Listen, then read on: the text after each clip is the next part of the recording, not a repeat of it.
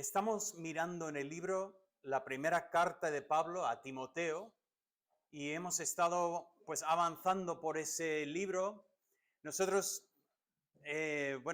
los que habéis estado aquí sabéis que intento mover con cierta rapidez por los libros, o sea, no vamos a demorar un año entero estudiando este libro.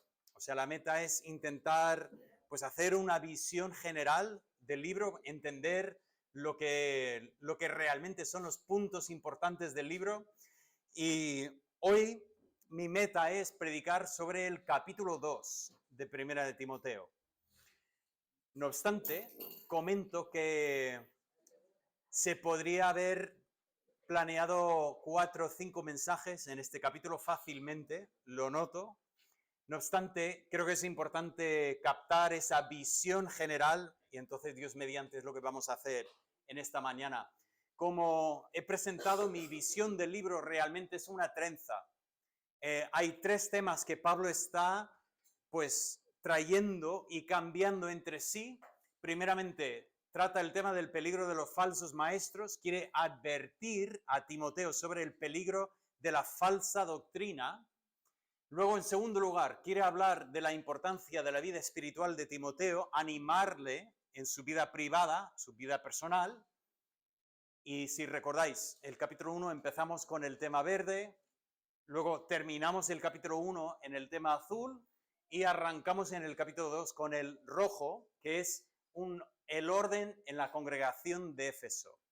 Si el primer punto sobre el peligro de los falsos maestros significa que personas desde afuera estaban intentando influir, pues también en el punto 3 Pablo está diciendo hay que proteger la congregación puertas para adentro. Así que hoy ya retomamos esas cuerdas, esa trenza, y miramos ese tercer tema que nos llevará hasta el final del capítulo 3. Y luego, cuando seguimos en el capítulo 4, volveremos a hablar de los maestros de esta instrucción personal para Timoteo, y así vamos avanzando por el libro. Bien, quería empezar hoy comentando sobre el teléfono. Eso lo he puesto para la gente que tenga por lo menos 30 años para arriba, porque los que sois menores que eso, igual no reconocéis esto como un teléfono. Hace unos años una amiga nuestra tuvo la experiencia normal de perder su móvil y puesto que tenía niños pequeños le dijo a su hijo, hijo, ayúdame a encontrar el móvil. Y el niño, después de buscar y por fin encontrar el móvil, dice, mamá, he tenido una idea. Se podría poner una cuerda conectado al móvil y conectarlo a la pared y así nunca lo perderías. Es precisamente lo que teníamos cuando nosotros éramos pequeños. Bueno, ¿por qué pongo esto?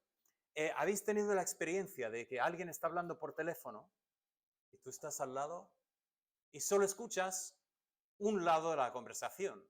Pero ¿qué hacemos todos? Imaginamos cuál ha sido el otro lado de la conversación. Por lo que escuchamos en nuestro lado, imaginamos lo que habrían dicho. Y luego cuando se cuelga, ¿qué decimos? ¿Qué te dijo? ¿Quién era?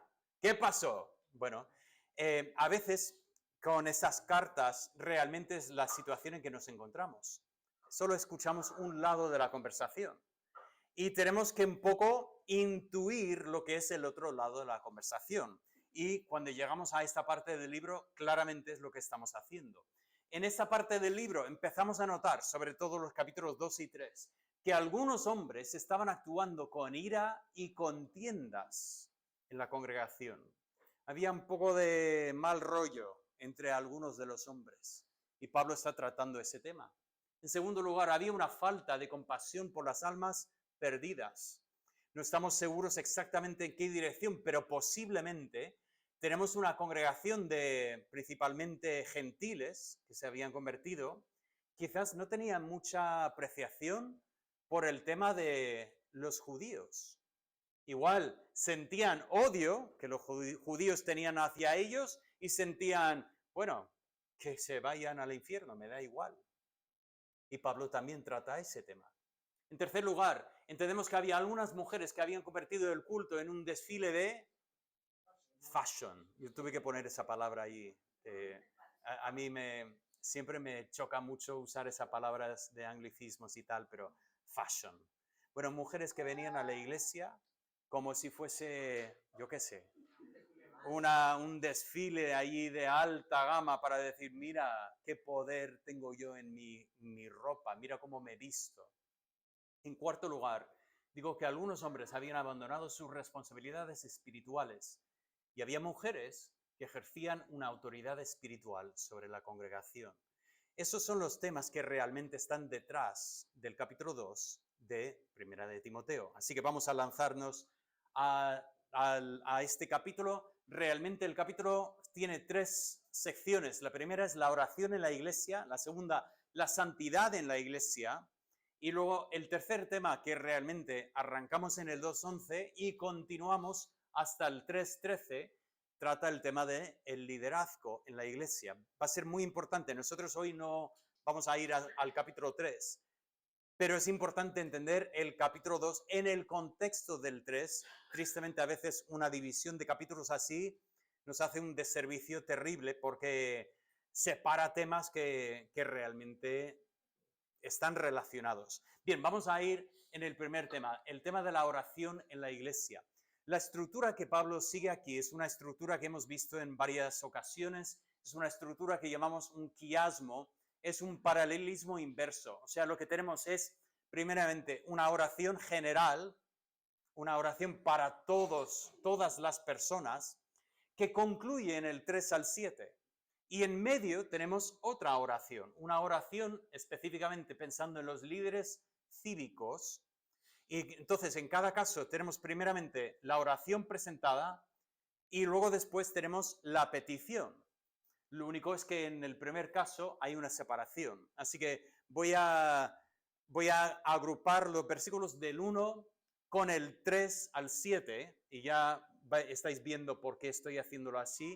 Y luego el 2 realmente trata un tema aparte. Pero noto que empieza la sección con estas palabras. Ruego que se hagan, o no dice ruego, dice exhorto, que se hagan rogativas, oraciones, peticiones, acción de gracias. Interesante, Pablo utiliza 4 verbos y los 4 verbos obviamente nos llevan al mismo punto, la oración. Pero claramente cada verbo tendrá pues su grano de arena, ¿no? En cuanto a lo que significa aquí. Tampoco quiero entrar mucho y pasar mucho tiempo aquí, pero noto que es interesante, algunas de estas palabras son más comunes que otras. Por supuesto, acción de gracias es una palabra sumamente común y definitivamente la oración siempre debe incluir acción de gracias. La oración es parte de nuestra forma de reconocer lo que Dios hace en nuestras vidas. Pero noto que es curioso, incluso en castellano, rogativas, tampoco es una palabra súper común, ¿no? Cuando dice oraciones, en griego, esa es una palabra bastante común para la oración, igual que en castellano, por eso el traductor lo ha puesto allí, oraciones. Pero es interesante, rogativas tiene que ver con notar una necesidad, una falta en la vida. Una persona que dice, mira, yo necesito, yo tengo gran necesidad, ¿qué voy a hacer? ¿Relleno una solicitud en el ayuntamiento? No, voy a ir al Señor y voy a traer esa gran necesidad ante el Señor. Incluso la palabra que se traduce peticiones tiene que ver con realmente lo que es esa comunión personal, sumamente personal, de hablar con uno que es nuestro Padre Celestial y derramar el corazón delante de Él. Tener total libertad para contarle todo lo que nos está pasando, todo lo mal que nos encontramos. Y quiero simplemente comentar que en los Salmos realmente vemos todo esto. Vemos momentos de gran necesidad en el corazón del salmista.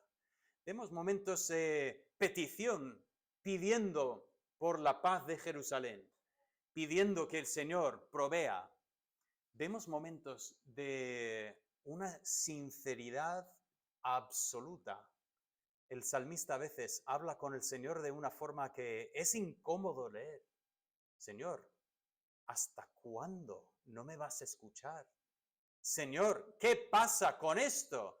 El salmista estaba abriendo el corazón ante Dios. Y luego, por supuesto, acción de gracias. Digo todo esto porque Pablo quiere que nosotros ampliemos nuestro pensamiento de la oración y que no caigamos en ese error de pensar en la oración como ese momento antes de comer. Y que decimos, Señor, bendice estos alimentos, amén, porque tenemos hambre. Que no caigamos en la oración como algo formal, algo que, bueno, quiero sonar bien, así que voy a orar para que la gente quede impresionada a mi forma de hablar. Esa no es lo que Pablo tiene en mente. Tiene en mente aquí una petición que sale del corazón, en que hablamos con el Señor de las necesidades y de nuestra implicación en esto, dispuestos incluso a seguir hasta dar gracias a Dios en fe y también en hecho. Podemos, sabéis, dar gracias a Dios antes de que conteste la oración.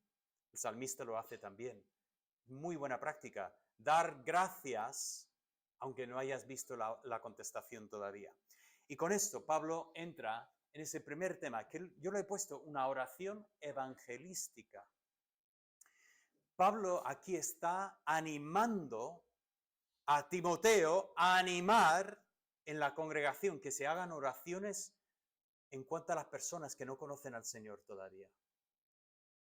Notamos lo que dije antes. Intuimos que aquí en la iglesia había gente que de alguna manera había cerrado el corazón hacia personas que les daba igual estas personas. Y Pablo dice, no, no, no, no, así no debe ser. Debéis orar por todas las personas.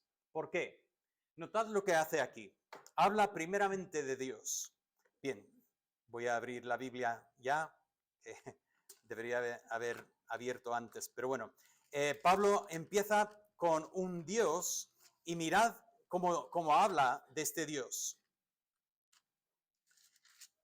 Mi Biblia resiste hoy. Bien, aquí dice en el versículo 3, porque esto es bueno y agradable delante de Dios, nuestro Salvador. Primeramente, le llama a Dios nuestro Salvador. No es la primera vez que lo ha hecho en el capítulo 1, lo había hablado de Dios así. Pensando en Dios, el Salvador, es bueno hacer esto, ¿qué? Pedir por todas las personas. ¿Por qué? El versículo 4 dice, el cual quiere que, a ver, ayudadme, que todos los hombres sean salvos. Dios no es un Dios que tiene una visión que dice, bueno, me caen bien estos, pero estos un poco los odio.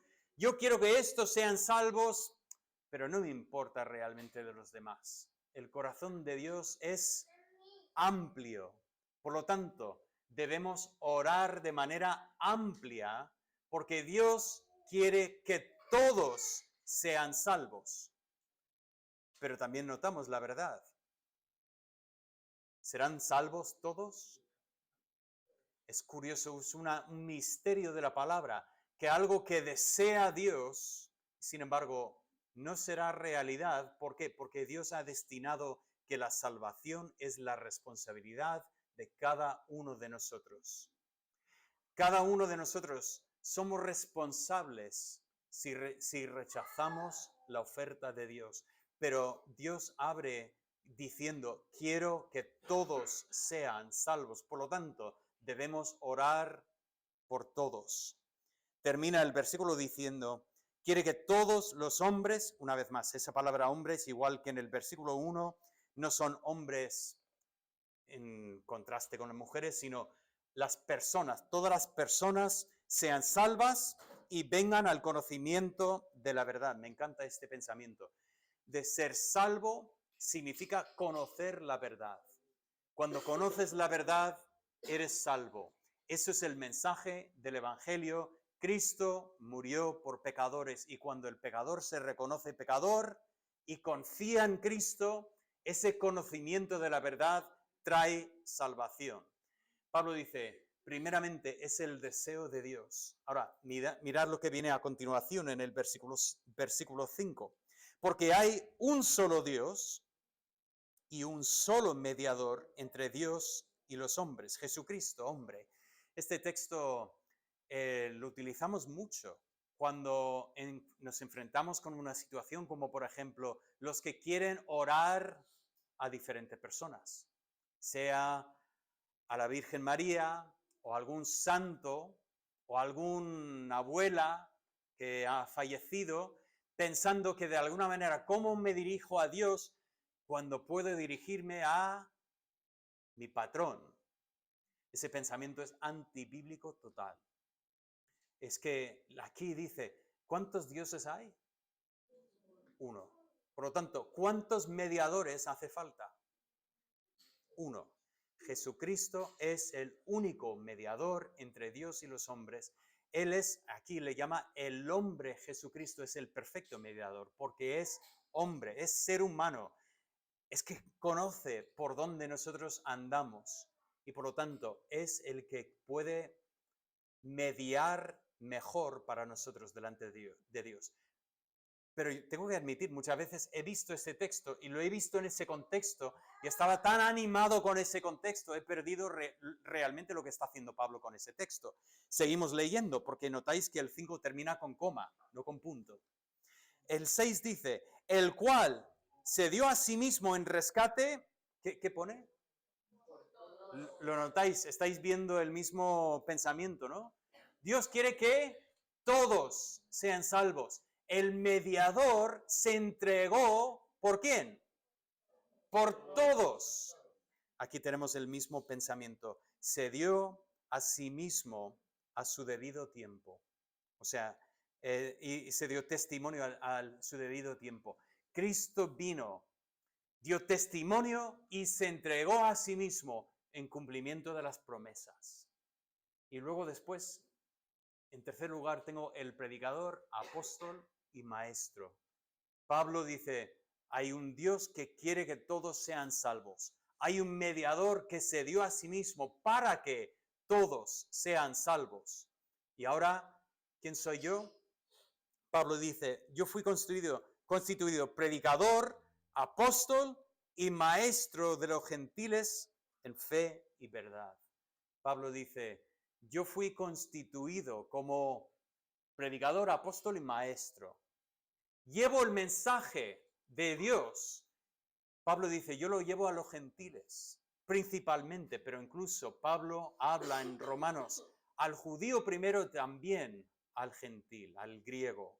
Ese pensamiento, Pablo está enfatizando, también llevo este mensaje a todos. Por lo tanto, si Dios quiere que todos sean salvos, si Cristo, su muerte es suficiente para todos, y si Dios ha enviado para predicar el mensaje, ¿cómo debemos orar?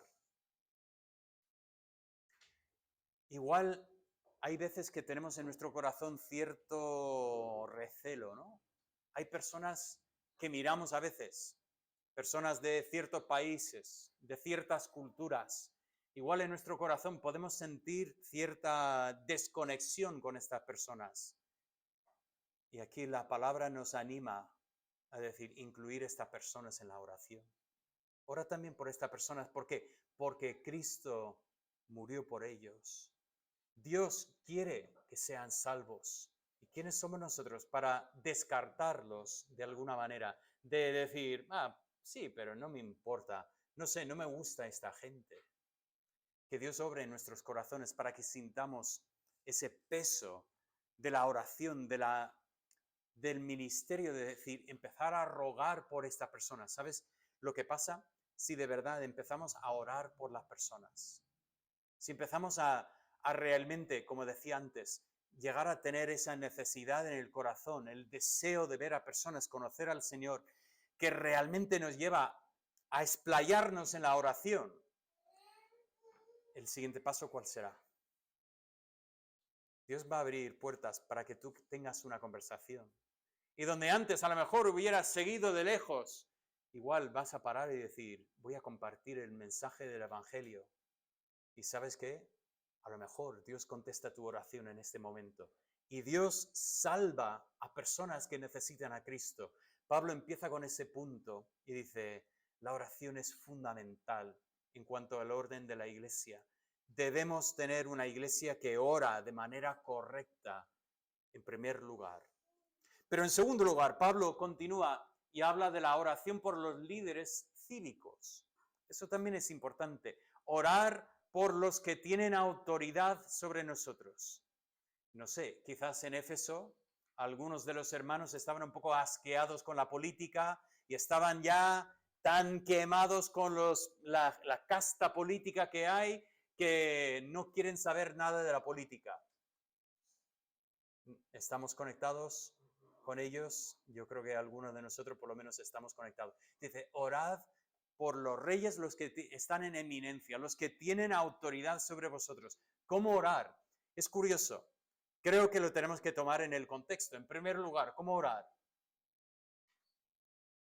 Por su salvación. ¿Sabes que Dios quiere que el presidente actual de España le conozca? Sabéis que Cristo, cuando estaba colgado en la cruz, estaba también pagando los pecados de este hombre. Lo sabemos. Yo creo que todos sabemos en cuanto a la teoría, ¿no? Pero en la práctica, este hombre parece que es anti-Dios. Bueno, parece nada. Es anti-Dios. Pero no hacemos mal en orar por él. Yo creo que estos también entran en la primera oración. Pero Pablo continúa y dice, pero no solo eso, orad también en cuanto a lo que están haciendo porque influye en vuestras vidas, para que vosotros tengáis una vida de paz. Habla de una vida quieta y reposada. Bien, ese pensamiento, oro por los políticos, que el Señor los use de tal forma que yo pueda desarrollar mi vida y mi fe, mi familia en paz. Es una buena oración para nosotros. Muy buena oración, porque la dirección que van los políticos no va hacia una quieta y reposada vida. Más bien los políticos están intentando apretar los tuercos para llevarnos a un punto en que igual pronto vamos a sufrir persecución por profesar el nombre de Cristo, pero podemos orar que el Señor nos dé esa paz en nuestra vida. Y no solo eso, sino que podamos vivir una vida en santidad. Habla de la piedad y la honestidad. El pensamiento, si llegan los políticos a empezar a perseguirnos, pues igual vamos a tener que esconder, vamos a tener que intentar ocultar y quizás nuestra piedad no va a estar tan manifiesta como lo que realmente es el propósito de Dios. Pero hacemos bien en orar para que podamos vivir, que la luz de Cristo brille en nuestra vida. Y debemos orar así. Debemos orar por los políticos locales, los políticos nacionales, y por qué no decirlo, esas figuras ocultas que están detrás de la política internacional que ni estamos seguros quiénes son, pero parece que están moviendo los hilos en el mundo entero. Oramos por todos ellos. El único que no tenemos mandamiento de orar es Satanás, que está detrás de ellos, que él está ya condenado al infierno. Pero a todos los demás, a orar para que Dios toque sus corazones, pero que Dios los use para darnos la vida según sus propósitos. En segundo lugar, pasamos al segundo punto y hablamos de la santidad en la iglesia. Ya estamos avanzando en esa dirección, ¿no? Porque ha hablado de orar para que haya piedad y honestidad.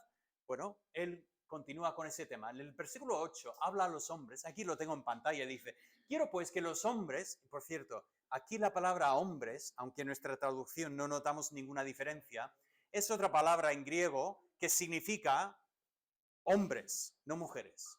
O sea, cuando él habla aquí, dice específicamente, mujeres, podéis descansaros un momento, que ahora llegamos a las mujeres en un instante. Pero hombres, eso para vosotros.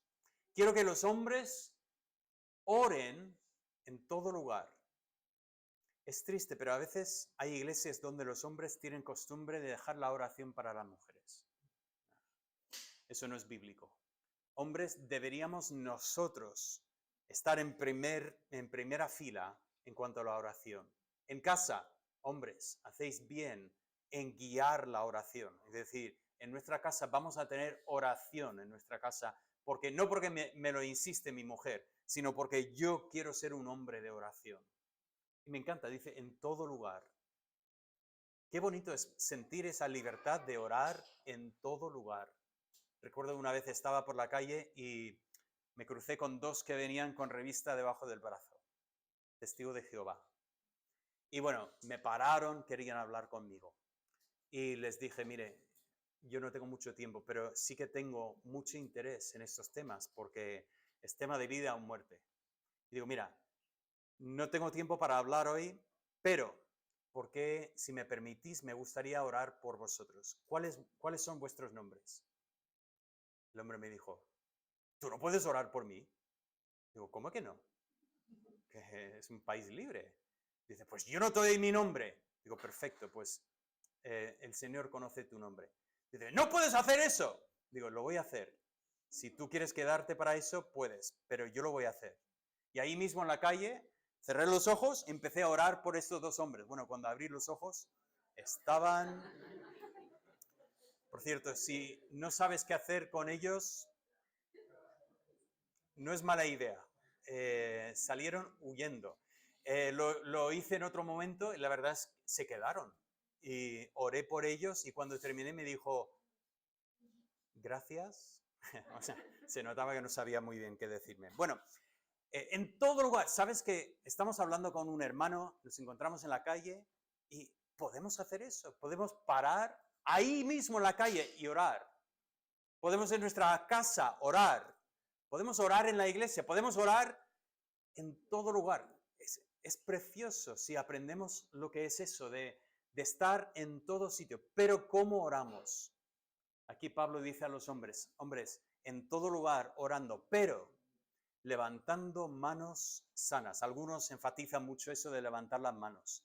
Y bueno, si te sientes mejor orando con las manos alzadas, os digo que no es para empujar las oraciones para arriba, las oraciones van, el Señor escucha la oración. Pero aquí habla de las manos alzadas. Pero realmente yo creo que el pensamiento de Pablo no es tanto hablar de la postura física para la oración, sino la siguiente palabra, santas, las manos santas. Sabes que si pensamos en la oración como llevar peticiones ante Dios, hay veces que nosotros tenemos las manos tan manchadas que estamos ofreciendo a Dios algo que no agrada a Dios para nada. Ese pensamiento lo he dado antes, ese pensamiento de estar con un pantalón claro y vienen tus hijos con las manos ya de jugar en el barro. ¡Papá! Y dices, no, no, no, no, no, no. Oye, lavemos las manos. Nos acerquemos al Señor con manos lavadas por la sangre de Cristo. Y por eso tira esa coletilla aquí para los hombres, sin contienda ni ira. Yo creo que eso es lo que estaba pasando en la iglesia. Había hombres que miraban a otros hombres así con mal ojo, diciendo, es que este tonto, y con ira y contienda entre sí. Luego después toca la oración y bueno, Señor, y el Señor dice, no, no, no, por favor, lava estas manos. Pienso, llego a casa después de trabajar el día entero y lo primero que me dice Maribel, ¿te has lavado las manos? Digo, claro que sí, esta mañana me duché. No, pero de tomar en serio eso, de buscar vivir en santidad para que podamos orar en todo sitio, tanto por los mandatarios como por todos los que necesitan a Cristo, que estemos en condición de poder orar. Mujeres, nos volvemos a enganchar. Aquí Pablo gira y habla con las mujeres. El versículo 9 dice así a las mujeres: asimismo que las mujeres se atavíen de ropa decorosa con pudor y modestia, no con peinado ostentoso, ni oro, ni perlas, ni vestidos costosos, sino con buenas obras como corresponde a mujeres que profesan santidad. ¿Es importante cómo nos vestimos cuando venimos al culto? Es importante, aunque no es lo más importante. Pablo aquí habla de cómo cómo se estaban vistiendo las mujeres, que él quería que parara. Eso de que las mujeres buscaran hacer estos peinados con oro incrustado, parece así, se ponían las perlas y se ponían los mejores vestidos que tenían. Y ahí lo justificaban. Es que voy a la iglesia, voy a la casa de Dios y tengo que aparentar que voy a la casa del rey. Bueno, la lógica está, pero el problema es que estaban ya creando una división en la iglesia. Había otras hermanas que no tenían para vestirse así. Y parece ser que, no sé, lo que ocurría en Santiago ocurría aquí también. Entraba una vestida así, ¡buah! Ponla en primera fila, que todo el mundo la vea, qué preciosidad, por favor. Y luego entraba otra, vestida más normalica, y decían, por favor, ponte aquí en un rincón donde no te vea nadie. Ahora, el problema es que en primer lugar algunas personas querían llamar la atención. Y eso es un buen punto para comentar. ¿Venimos a la iglesia para llamar la atención? ¿Venimos a la iglesia a destacar? ¿A sobresalir? Que cuando la gente se vaya, espero que alguien comente que mi presencia y el comentario que hice, o la ropa que llevaba, o lo que yo pude hacer porque tengo un talento, está mal pensado, ¿verdad? Es que el propósito de la iglesia no es para que nosotros sobresalgamos, el propósito es que Cristo sobresalga. Por lo tanto, hay errores en ese lado. Ahora, ¿es importante lo que nos llevamos? Notamos que Pablo no solamente tacha los problemas de ropa, sino que él pone lo que es el adorno correcto. ¿Cuál es el adorno correcto? Él comenta la ropa. La ropa física sí que es importante. Dice, mujeres, venid con ropa, dice aquí, decorosa, con pudor y modestia. Ahora, sinceramente, igual estas palabras tienen una connotación muy fuerte para nosotros. Pudor, igual automáticamente sin querer piensas en un vestido que sube hasta el cuello y baja hasta los tobillos. Ese no es el pensamiento. El pensamiento es una ropa apropiada que no llame la atención. Una ropa que no podría incitar a que otros piensen algo que no deberían pensar. Pablo aquí habla de la ropa y sí que es importante. Debemos buscar la modestia en la congregación. Deberíamos venir de una manera correcta, que no llame la atención, ni porque es llamativo, ni porque es costoso. Pero quizás por encima de todo esto es cuando Pablo dice,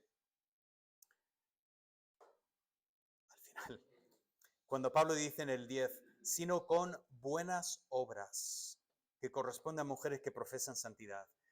Dice, vamos a venir vestidas con buenas obras. O sea, este es el adorno que realmente es imprescindible.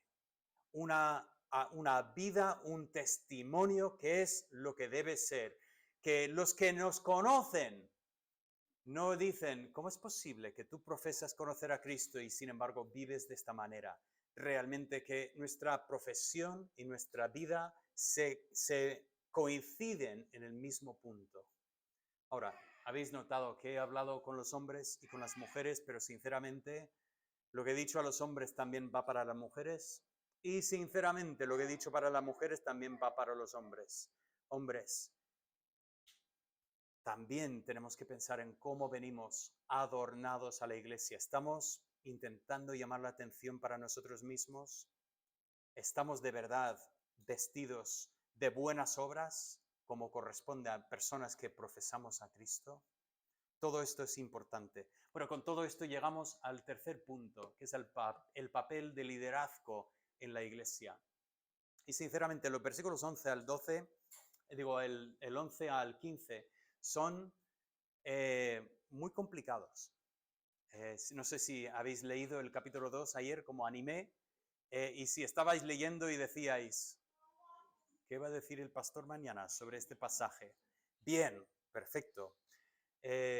Vamos a hablar de este pasaje. Os puse el contexto. Algunos hombres no estaban tomando las posiciones de liderazgo en la iglesia y por lo tanto, puesto que había necesidad, unas mujeres habían tomado esa postura de liderazgo en la iglesia y Pablo trata ese tema aquí y empieza con estas palabras en el 11. La mujer aprenda en silencio con toda sujeción. Bien, esto llega a ser, sobre todo leemos en el siglo XXI, leemos ahora y nos suena fortísimo lo que está diciendo aquí. Básicamente parece que está diciendo que la mujer se calle y que se aparte, que no diga nada, porque aquí no pinta nada la mujer. Pero os digo ya de entrada, eso no es lo que está diciendo Pablo. Pablo, si habla fuerte, igual es porque está tratando un tema de un problema en la congregación, pero desde luego Pablo no está quitando valor a las mujeres. Vamos a ver lo que él quiere decir aquí. Él empieza con el papel de la mujer en la congregación y dice que el papel de la mujer en la congregación es aprender en silencio.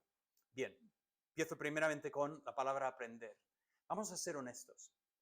No hablemos de las mujeres. Vamos a hablar en general. ¿Cuál es el papel del cristiano en la congregación? ¿Verdad? ¿Qué es aprender? Venimos aquí y yo tengo el papel de predicar, de enseñar. Juntamente conmigo hay otros que también. Pero la gran mayoría de nosotros estamos escuchando, estamos aprendiendo. Pongo esto para poner el contexto. Cuando dice que la mujer aprenda, no está diciendo que solo las mujeres aprenden. Sinceramente, todos venimos a aprender. Lo que pasa, yo aprendo en casa primero y luego lo que he aprendido en casa lo comparto. Pero todos venimos a aprender. Bien, Santiago nos advierte, cuidado con los que quieren ser muchos maestros, sabiendo que los maestros recibirán mayor condenación. Cuidado, el papel de aprender es un papel general del cristiano. Dice, mujeres deben aprender en silencio. Ahora, esa es la segunda palabra y decimos, eso suena fuerte. Si miramos esa palabra en 2 Tesalonicenses 3:12, nos habla ahí de las personas que habían dejado de trabajar, porque total, si venía Cristo, pues no querían perder el tiempo en el trabajo, ¿no? Y al Pablo les tiene que animar, no, hay que ir a trabajar. Es verdad que Cristo podría volver en cualquier momento, pero también es posible que venga en 5 minutos como que venga en 5 años. Por lo tanto, tienes que trabajar como si no va a venir y sin embargo vivir como podría venir en cualquier momento. Así que a trabajar. Y Pablo dice, si no trabajan, que no coman. Bien, solucionado. Pero él dice, deben trabajar y usa esa misma palabra, en silencio. Creo que nuestra traducción pone algo como sosegadamente, sosegadamente. La idea es estar en lo que debes estar, no estar metido en lo que no te llaman. Y ese es el pensamiento que tiene Pablo aquí. Mujeres, aprendan cómo. No sencillamente en silencio de callarse, sino en quiero estar en lo que estoy. Quiero estar haciendo lo que Dios me ha llamado a hacer. ¿Sabes que igual en la iglesia, igual se levantaba un hombre a predicar y había mujeres que empezaban a criticarle? Este no sabe predicar, este ha dicho esto no es así, que esto debería... Y dice, no, tu papel es aprender y deja todo lo demás, céntrate y aprende bien lo que Dios tiene para ti. Empezamos por ahí. Luego dice, con toda sumisión, esa palabra sumisión también tiene un bagaje que es complicado para mucha gente hoy en día. Pero esa palabra, yo prefiero hablar del respeto, porque realmente ese es el concepto de la palabra. Es un respeto hacia las autoridades. Oye, todos debemos aprender también con esa sumisión. Es decir, oye, si David tendrá mayor condenación, si yo desobedezco la palabra que he predicado yo mismo, mal asunto cuando tengo que dar cuentas ante Dios. Oye, tened un poco de respeto, porque mi deseo es ser fiel a la palabra. Entonces, es posible que diga una cosa rara de vez en cuando, es posible que no explique una cosa bien, es posible que me enrolle mucho y que el sermón sea muy largo, Cuidado con quejaros de todo esto. Y no lo digo solo por mí, lo digo delante del Señor. El Señor dice, oye, vamos a estar en lo que estamos, vamos a aprender con esa sosegadamente y con respeto. Y luego aclara, dice, no permito a la mujer enseñar ni tomar autoridad sobre un hombre. Esa es la parte que vamos llegando a la parte interesante. ¿Qué pasa con esto? Algunos dicen que Pablo era un hombre machista, como la mayoría de los hombres de su tiempo, y por lo tanto aquí sale un poco a flor de piel el machismo de Pablo y nosotros podemos ignorar este párrafo porque total, pues nosotros somos hemos ya alcanzado unos niveles tan altos que nosotros somos mejores que el apóstol Pablo. Os digo que eso no es la forma de leer este pasaje. Pablo no está aquí hablando como machista, así pisoteando a las mujeres. Pablo, para sostener lo que acaba de decir, estos 5 puntos, Pablo vuelve a la creación y dice, desde el principio, este ha sido el plan de Dios. Mirad lo que dice. La base de la instrucción es primeramente la creación, la caída y la salvación. Desde el principio de la creación. ¿Qué dice? El versículo 13 dice, cuando Dios hizo primero a Adán. No hizo a Adán y Eva a la misma vez para decir, tienen exactamente la misma función, los mismos papeles, van a hacer lo mismo. Simplemente en versión macho y en versión hembra. No, primero hizo a Adán y luego de Adán hizo Eva e hizo Eva con la instrucción de que vas a ser una ayuda idónea para Adán. Cuidado, ayuda para nosotros suena inferior. Hasta que miramos que en la Biblia Dios llama a sí mismo que Él es nuestro ayuda. O sea, si Dios puede ser mi ayuda, Dios no es inferior a mí. Es que menos mal que Dios me ayuda y me ayuda desde su fuerza. Y sabes que mi esposa no es inferior, no es ahí un 0 a la izquierda. No, ella es una fuerza que Dios ha puesto en mi vida para ayudarme. Lejos de quitarle valor, creo que le da más valor a la mujer. Pero Pablo pone este contexto y dice, desde el principio de la creación, miramos y decimos que Dios ha dado una responsabilidad al hombre en la familia.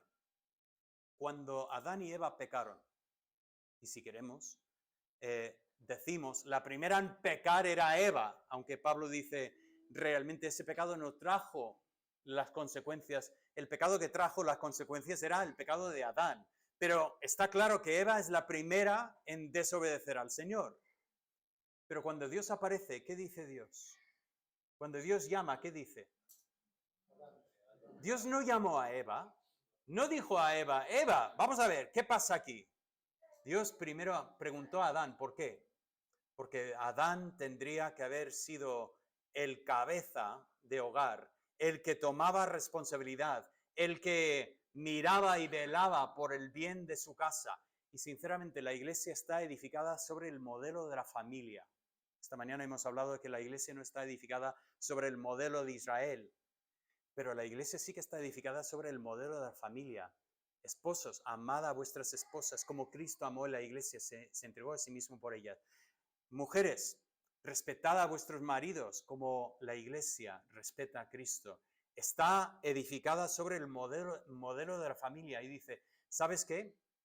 Los que deben estar tomando ese liderazgo de enseñanza en la congregación son hombres. En el capítulo 3 vamos a ver cuando habla de las condiciones para ser obispo, pastor, cuando habla de ser diácono, y empezamos a ver que Dios piensa en hombres. ¿Porque son los hombres mejores que las mujeres? No.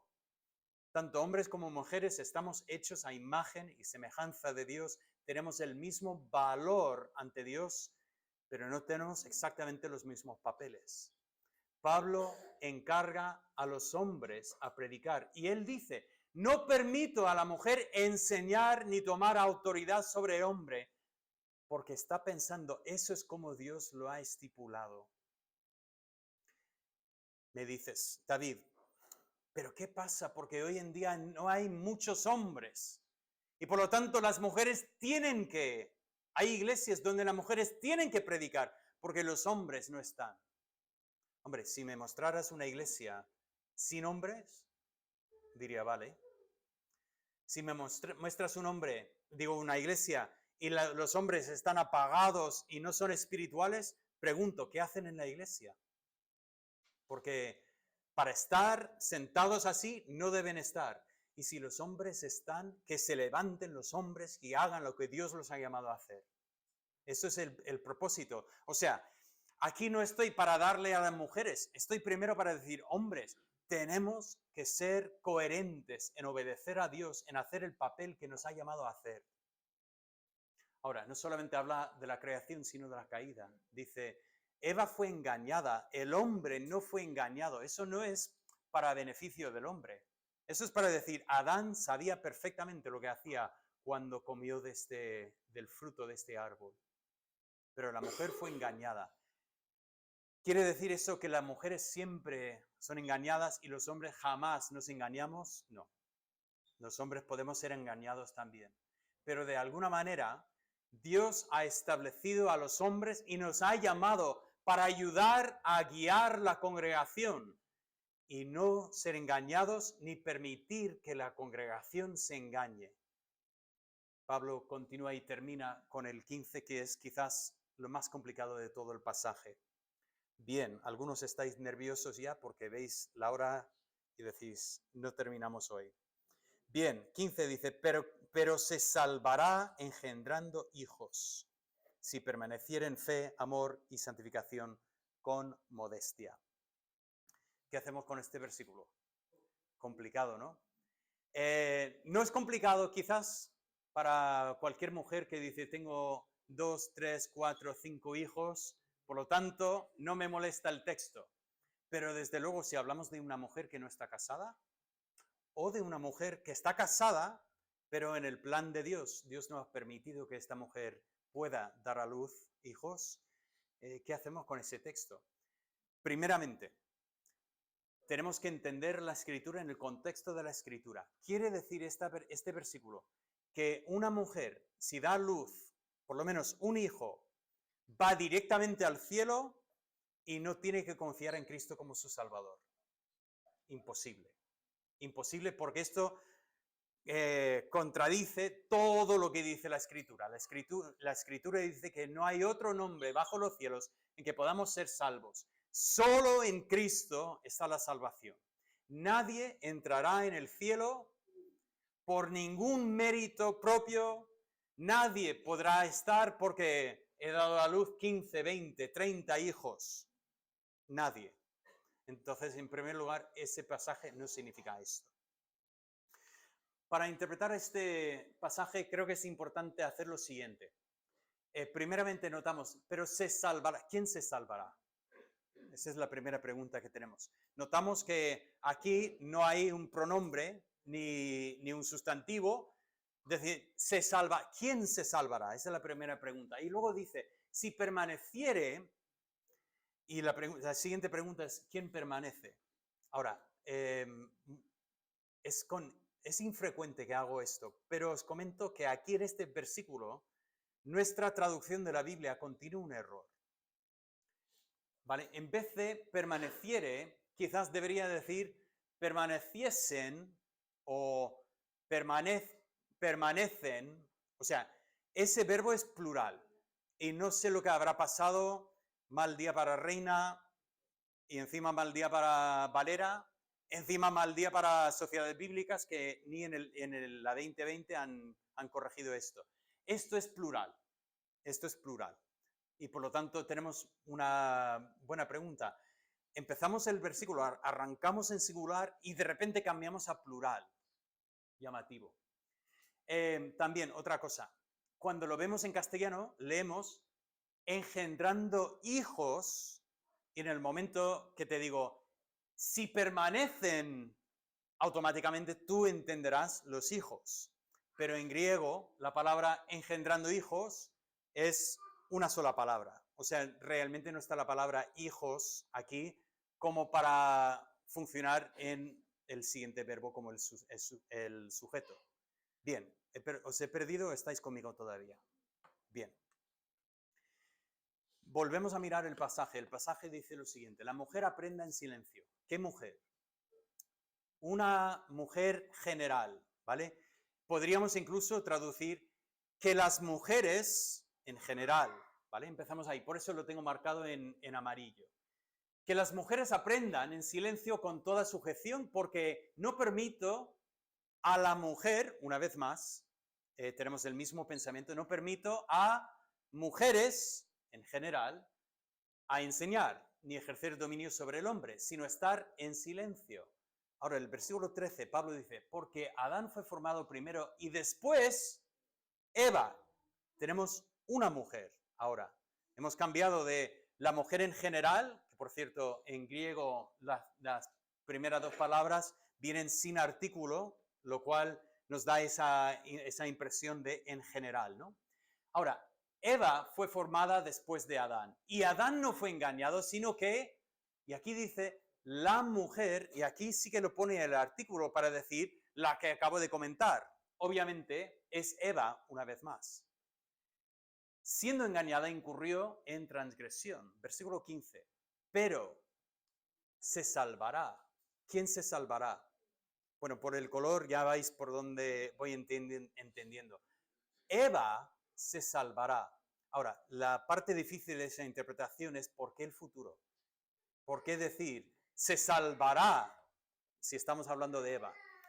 Lo que yo entiendo es que el lenguaje, Pablo lo pone en el mismo contexto que tenemos en Génesis, cuando Dios promete que la simiente de la mujer chafará la cabeza de la serpiente un día.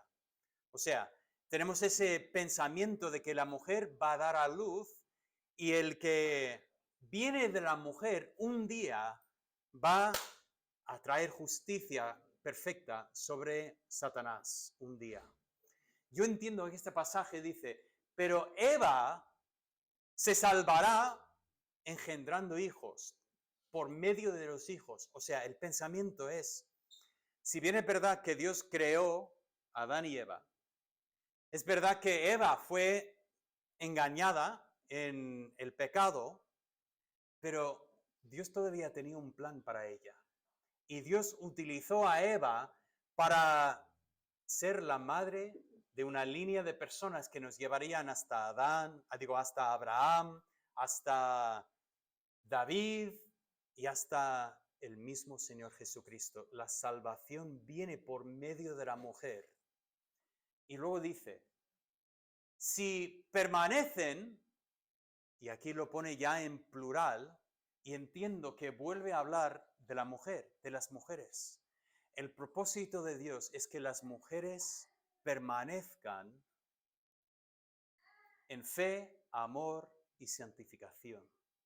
Esa salvación que vino por medio de Eva, Dios quiere que cada mujer experimente esa misma salvación y que viva esa fe, amor y santidad. Pablo está enfatizando este punto. Ahora, dos preguntas para terminar hoy. Primeramente, ¿pueden las mujeres enseñar en la iglesia? Yo contesto que sí, por favor, necesitamos que las mujeres enseñen en la congregación. Solamente en el contexto que ha dicho Pablo, que la mujer no tome autoridad sobre un hombre. Eso significa, mujeres, debéis estar compartiendo la palabra. Lo que hicisteis ayer, debemos tener siempre en la iglesia ese tipo de reunión. Qué bonito es que las mujeres puedan compartir la palabra, que las mujeres pueden enseñar a los niños, a los jóvenes, que las mujeres estén enseñando, así, volcando, cuidado hombres, no estoy quitando a los hombres de esto, porque también deberíamos nosotros poder enseñar también, pero no es incorrecto. Pablo puso una sola condición aquí. Pablo exclusivamente ha dicho, una mujer no debería ponerse en autoridad pública sobre un hombre para enseñar a un hombre.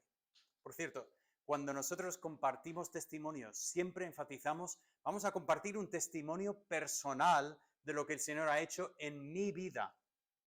Porque a veces cuando compartimos testimonios podemos empezar a sonar que estamos, deberías hacer esto. Eso no es el papel que una mujer le esté diciendo a los hombres, debes hacer esto.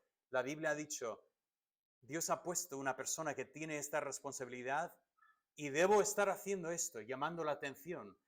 Pero cuidado, no estamos diciendo que la mujer no tiene papel en la iglesia. La mujer tiene papel. Simplemente la Biblia pone unas condiciones sobre este papel y es importante que nosotros lo tomamos en serio. Pero la otra pregunta, ¿cuál es el enfoque principal de este pasaje? ¿Cuál es el hilo que hemos visto tanto en el tema de la oración como en el tema de los hombres y las mujeres y finalmente en el tema del liderazgo en la iglesia? ¿Lo sabéis? El tema es esa santidad, estas buenas obras, ese testimonio. Lo hemos visto en las 3 secciones del capítulo. Y os animo a volver a leer y marcar esa santidad. El propósito de Dios en este pasaje es llamarnos a la santidad. Cuidado, nos podemos desviarnos un poco y estar tan centrados en las mujeres y Eva y todos estos temas que hemos visto, pero el propósito de Dios es llamarnos a vivir en santidad. Solo es posible en Cristo. Ahí empezamos que la oración, Dios quiere que todos sean salvos, Cristo murió y su muerte es suficiente para todos, debemos conocer al Señor. Pero si conocemos al Señor, debe manifestarse en nuestra vida porque debemos vivir de una manera diferente, que Cristo sea visto en nuestras vidas. Y no quiero que se pierda de vista ese hilo que realmente une todo este capítulo. Dios mediante, continuamos con el capítulo 3. Veremos un poco más sobre ese liderazgo en la iglesia conforme al plan y propósito de Dios. Pero aquí lo hemos comenzado por lo menos con los últimos versículos viendo el tema de la mujer y especialmente el ejemplo de Eva.